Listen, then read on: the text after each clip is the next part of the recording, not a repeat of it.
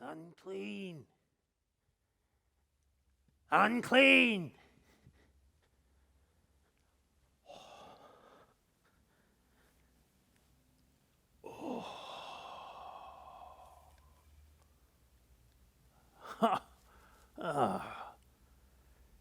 Shalom, my friends. Welcome. So you too have come to see the leper king with your own eyes. It's okay. Many have come before you. And I don't mind sharing my story. So you're welcome. But don't come too close. And don't touch anything. We wouldn't want you to leave this place carrying my disease, would we?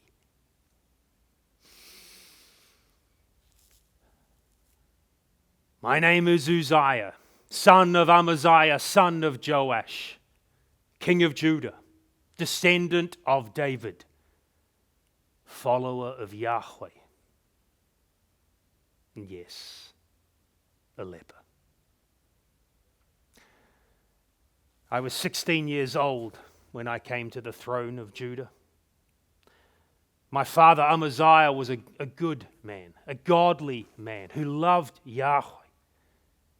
But sadly, just like my grandfather Joash, he walked with Yahweh and followed Yahweh and obeyed Yahweh for most of his life, only to walk away from Yahweh, to disobey at the very end of his life. It's quite a legacy to hand to a young 16-year-old king. A legacy from both my father and grandfather. To walk with Yahweh and obey him, only to fall over at the very end of life. Because of that, I swore when I came to the throne that I would be faithful to Yahweh for all of my life. My father Amaziah, he was a good man with a good heart. But he was a fool. There was something deep inside him that needed to prove himself, some great insecurity that meant he wanted to show people that he was great, that he was powerful. And so he chose to go to war with our northern cousins in Israel, the northern kingdom.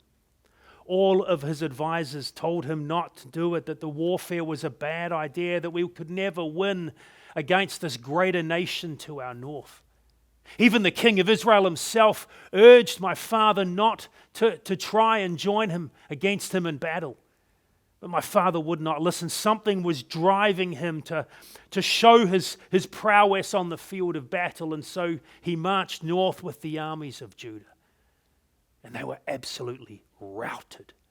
We were utterly defeated. Scores of our men slain in battle, and my own father, the king, captured as the prisoner of the northern kingdom of Israel. He languished there for months in prison until he was finally released, and he came back to Jerusalem. But he was a changed man. Something in him had broken. It was as though he blamed Yahweh for this defeat instead of his own stupidity. And that was the moment where he turned away from the worship of the one true God. He began to sacrifice to idols, to the false gods of the nations around us. And for many of our people, that decision to move into idolatry was the last straw. And so rumors began to circulate through the palace. Whispers in the corridors of an impending coup. My father heard the whispers. And one night he got up and he fled the city of Jerusalem. He ran for the great fortress in the south of Lachish, where he thought he would be safe. But he was not. The conspirators followed him there, and there they assassinated my father, the king. For a moment we thought that they may be planning to rid the entire nation of the whole line of David, including me, but that wasn't their intent. Their plan was simply to remove a fool of a king. And so at 16 years old, I was anointed the new king of Judah. This year, it'll be 52 years. 52 years since I was anointed king. I have ruled Judah longer than any of my ancestors. Even the illustrious David and Solomon, I have ruled longer than them. And God has blessed our nation in that time. We were able to rebuild the armies of Judah. We were able to resupply our men, and we now have a standing army of 300,000 warriors, well equipped, well armed, well trained, led by an elite officer corps. And finally, our nation is the most secure it's been in generations. And those armies we've been able to lead into significant military victories. We vanquished to our west our ancient enemies, the Philistines. We knocked down the great city of Gath. We destroyed the walls of Ashdod, and we have made it now one of the settlements of Judah. And then we turned our attention to the south, and we defeated the Arabs and their allies. And we opened up the entire Negev region to the south of Judah, once again belonging to my people. The caravan routes and the trade routes were once again reopened. And then the Ammonites to our east tried to fight us in pitched battle, and we defeated them, and they are still paying tribute to us to this day. Yahweh blessed us with the great army and wonderful military victories, but it wasn't all about fighting. We were able to rebuild our nation, rebuild the walls of Jerusalem. We constructed the towers in the most vulnerable parts of the wall to help us withstand a siege if a foreign army came against us. We've even built the latest in weaponry that throws boulders and arrows against anyone who would come against us. But we're able to do other great building works as well. Infrastructure that has been denied our nation for so long.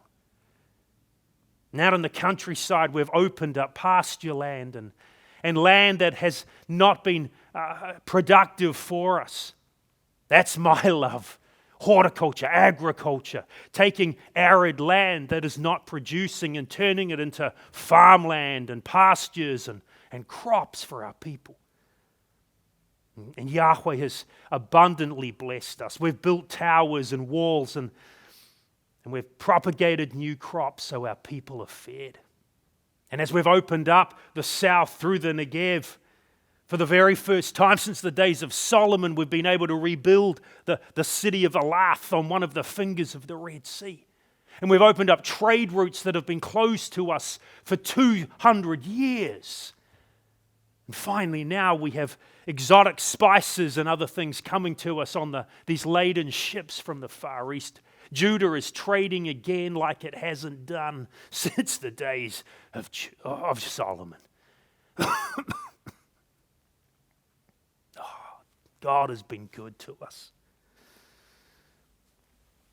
Military victories, a standing army of strength and security, abundant crops and food for our people, new trade routes being opened up, building projects. God has blessed us. And yet over that time, these decades of growth and blessing, something was happening deep in my own heart. The beast, the monster was growing, and I never saw it. It's the monster of pride. And it went unrecognized in my soul for so many years. Yeah. See, I've always thought of pride as someone who is boastful, someone who talks about themselves all the time, and that's never been who I am. That's never what I'm about. And so I never recognized that growing in me was this deep sense of pride. But with every new military victory, with every new accomplishment, with every new caravan that arrived with spices and trade goods, with every new field we opened up to feed the people, the flattery would increase and the praises would increase, and something began to happen deep in my heart. This monster began to grow. And it wasn't boastful. Pride in me was not wanting me to tell people how wonderful I was. Instead, it was this deepening sense that I believed the flattery. And I believed the idea that it was all about me. And as the years rolled by, I began to be less and less reliant, dependent on Yahweh, and less thankful for all that He had done. And then that fateful day came. I went up to the temple in Jerusalem, the temple dedicated to the worship of Yahweh. Twice a week, from the very beginning of my reign, it had been my practice to go and offer my own personal thanks offerings to my God. And this day I walked up to the temple, walked through the courtyard into the sanctuary, expecting to see my constant companion, the high priest Azariah, who joined me in my offerings. And for the first time in my reign, he wasn't there. A young priest saw me and came scurrying across the courtyard to inform me that Azariah, the chief priest, was running late. Something about a sick granddaughter or something. But he asked me just to wait, and the priest would be there shortly. And so I stood there in the sanctuary, admiring its beauty. But after a few minutes, I began to grow impatient. What I've realized now is that that's an aspect of pride. The more you believe your own self-importance, the more you don't want to have to wait for people or wait for something because you think you're so important. And after a few minutes, I began to think myself, why should I even wait for the priest? I'm the king after all. Why don't I just offer my own sacrifice? And as I was thinking these thoughts, that's when I turned and noticed the side against the wall of the sanctuary of the temple was the beautiful altar of incense. This was the place where twice a day, morning and night, the chief priest would come and would refill this beautiful, fragrant incense that was constantly burning. And he'd trim the wicks and he'd maintain the flame. And so this incense, this fragrance would continue to rise to Yahweh. It was symbolizing the constant prayers of his people to the God who was always listening. But this morning, for the first time, the priest had not filled it. And I noticed there was a jug on the ground at its feet, filled with new incense oil for the day, waiting. And I thought to myself, well, why not? Why don't I refill the altar of incense, since the priest Azariah still was not here? And I went over to this altar, and I picked up the jug, and I stood poised over the altar, ready to fill it with the incense for the day. And I paused and thought to myself, no other king of Judah has ever had the privilege of ministering at the altar of incense. And then just as I raised the jug ready to pour, I heard a commotion behind me in a loud voice. No, sire! And I lowered the jug and I turned, and there was finally the high priest Azariah. He was red in the face as though he had run a long distance to get there. But there was more. There was a sense of indignation. There was fire in his eyes. And behind him was dozens upon dozens of the priests, 50, 60, more of them, with looks on their faces of horror and anger and disturbance. Azariah poked his chubby forefinger at me. "It is not right for you, Uzziah," he said, "to offer the incense on the altar. You are not a consecrated priest to Yahweh. It is unlawful, and you have been unfaithful. You need to leave the sanctuary." And as he spoke these words to me, this rage built up inside me. Who was he to speak to me this way? I am the king. I'm of the line and the family of David. This is my city. This is my country. This is my temple. Who is he to speak to me like that? And I threw the jug of oil to the ground so that it shattered everywhere, and the oil went across the floor of the sanctuary. And I poked my forefinger right back in his face. "How dare you speak to me like that?" I cried. "I am the king.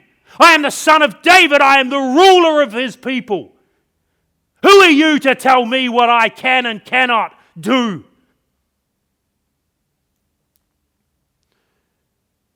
This deathly silence was across the sanctuary. And then I noticed all of a sudden, Azariah's eyes grew wide.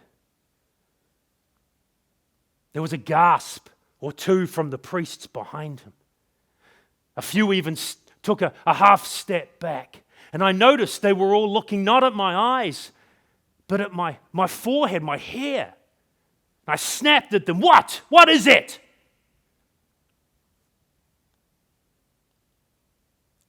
Azariah gulped. So he needed time to collect himself. And when he spoke, his voice was much quieter than it had been. "Sire," he said, "the skin on your forehead has gone milky white. You have leprosy, sire. You need to leave the sanctuary." Leprosy. Part of my brain began to think through, how could I have leprosy? Who have I been in contact with? I haven't seen a leper anywhere in the city for months. How could I have leprosy? And yet at the same time, there was another part of my brain that instantly knew that is exactly what it was, and I had not caught it from any other leper. It was an affliction. It was a judgment of Yahweh himself. I suddenly felt lightheaded, like I was potentially going to fall, and I reached out and I grabbed the corner of the altar of incense just to steady myself for a moment. And Azariah exclaimed immediately, "No, sire, you can't touch the sacred furniture. You have to leave the sanctuary now, sire. You are unclean." And that's the word that did it. Unclean. I staggered out of the sanctuary. I collapsed into the sand of the courtyard. Unclean. It's the cry we hear from any leper that is near people who are whole and well. Unclean. Now that was a description of my life. And as I sat in the dust of the courtyard, it suddenly dawned on me. My life would never be the same. Never again would I come to the temple of Yahweh and offer a thanksgiving sacrifice. Never again would I gather in this very courtyard with my people and celebrate one of the great festivals of Yahweh. Never again would I walk into my palace or sit on my throne. Never again would I welcome emissaries from far-off lands or collect the tribute from the groveling Ammonite ambassador.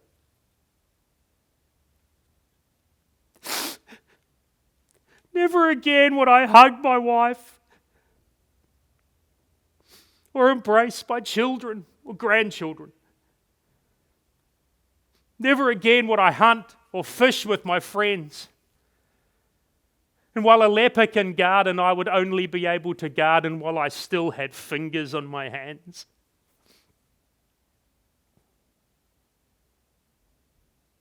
My life changed forever that day. Unclean.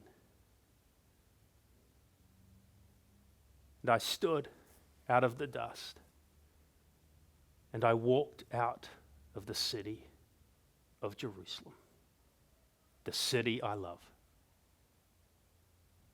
That was 10 years ago now, and I have never been back inside those walls. The next week, they anointed my son Jotham as the regent and my co-ruler. In theory, we ruled Judah together, but no one's fooled. Jotham's the one who sits on the throne. Jotham is the one who welcomes emissaries. He is the real king of Judah now. And me, I'm just a ghost of a king who once was. People ask me, as they come sometimes to hear my story as you have done today, they ask me, are you angry at Yahweh? Are you angry at the judgment of leprosy he inflicted on you? And my answer is always the same. At first, I was angry as I tried to grieve what had happened. But now I'm not angry. Now I recognize that Yahweh's judgment was actually an act of mercy. Because who knows what that pride, that beast in me, might have made me capable of doing if left unchecked. If I felt I could disregard the book of the law, the word of Yahweh, and offer sacrifice on that altar when I was not allowed to do that, who knows what else my pride might have led me to try if God had not judged me that day. His judgment is an act of mercy on me. And over these last 10 years, I've had opportunity to think more deeply about this sin of mine, this sin of pride. See, I think most of us, as I did many years ago, I just thought pride was when you were boastful, when you were busy telling people about who you were and what you'd accomplished. But now I've realized, as I've reflected in these last years, while pride may show itself in some people that way, that's not pride in most of us. Pride is this growing sense of self-importance that leads us to two things. One is that pride leads us to self-reliance. It leads us to think that it's all about us. Every time we had a new achievement, a new victory, something great happened in our kingdom, and the officials would flatter me and celebrate what had happened, the sense grew in me that I had done this, that it was all about me, and I forgot, my God, that's pride. Yahweh warned us of this in the book of the law.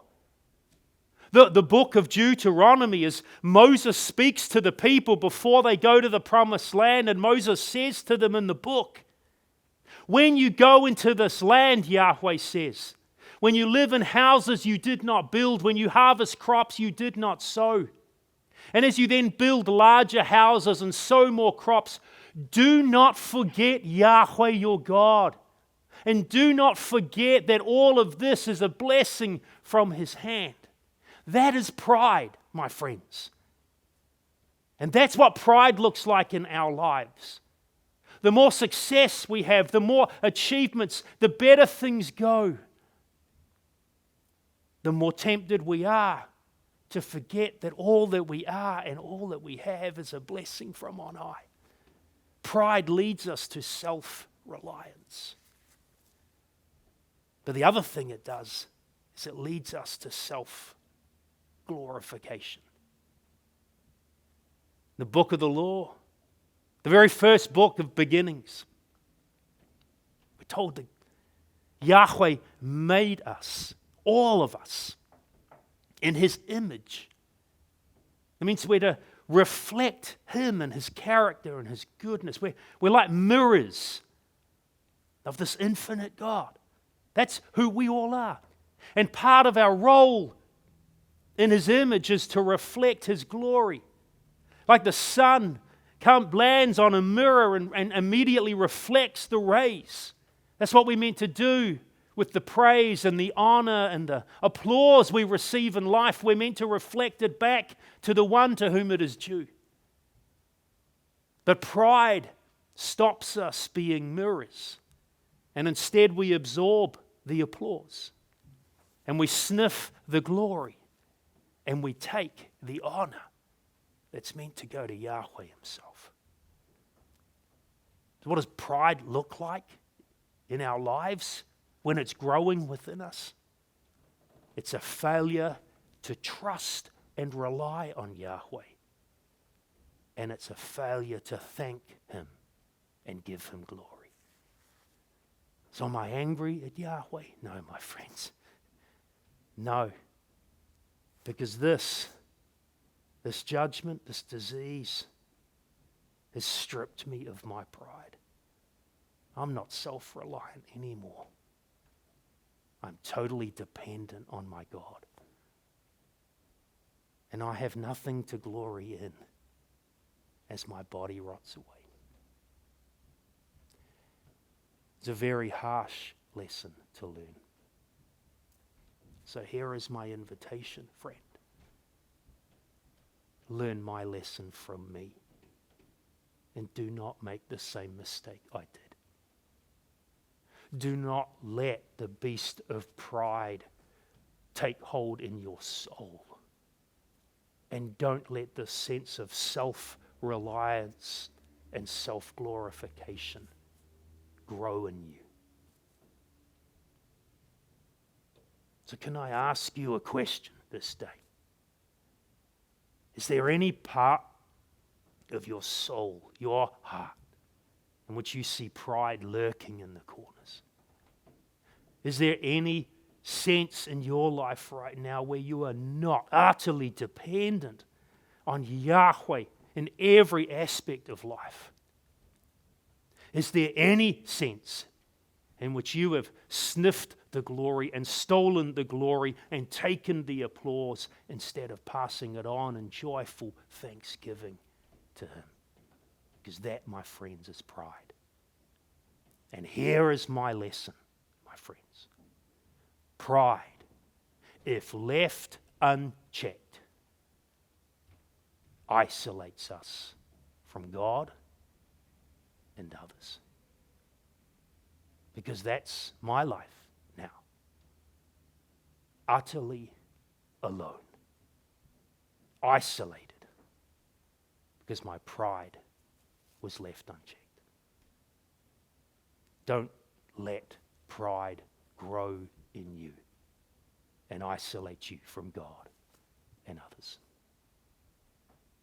That, my friend, is my story.